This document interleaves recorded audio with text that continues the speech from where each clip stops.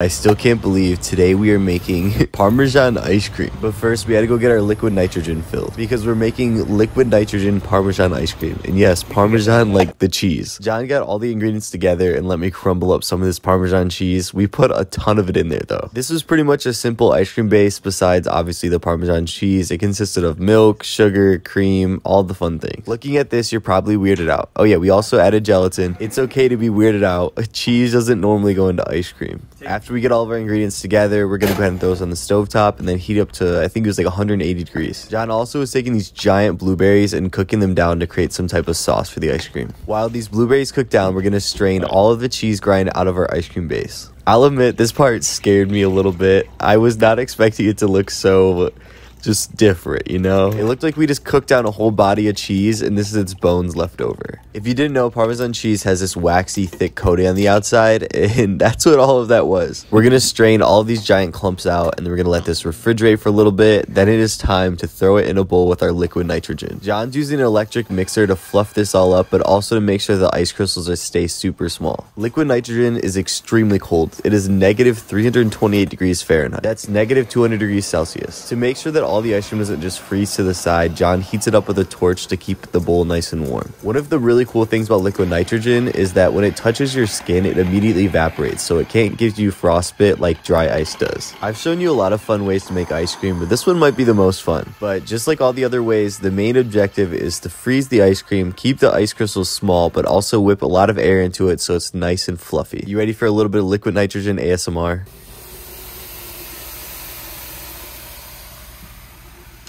That fun hissing noise is because when you pour liquid nitrogen, it immediately starts to boil and evaporate away. I kept teasing John that this looked like buttercream meets mashed potatoes. That's just my thoughts because we made it in a stand mixer. Now it's time for our first try of Parmesan ice cream. Alright, I'm gonna be honest, it is very weird for the first try because your brain is trying to understand if this is ice cream or this is cheese, but in reality it is both. But once you take a step back and forget everything you know about ice cream and just have an open mind, it's actually pretty good. And this blueberry reduction was phenomenal as well. This brought me back to my childhood and going out to eat at Olive Garden and them sitting there with the cheese grater and saying, tell me when to stop, and then me never telling them and then just having to stop on their own. So if you also love Parmesan cheese or you just are really interested in trying crazy things, I would 100% recommend trying this ice cream. It was pretty crazy. I don't know about you, but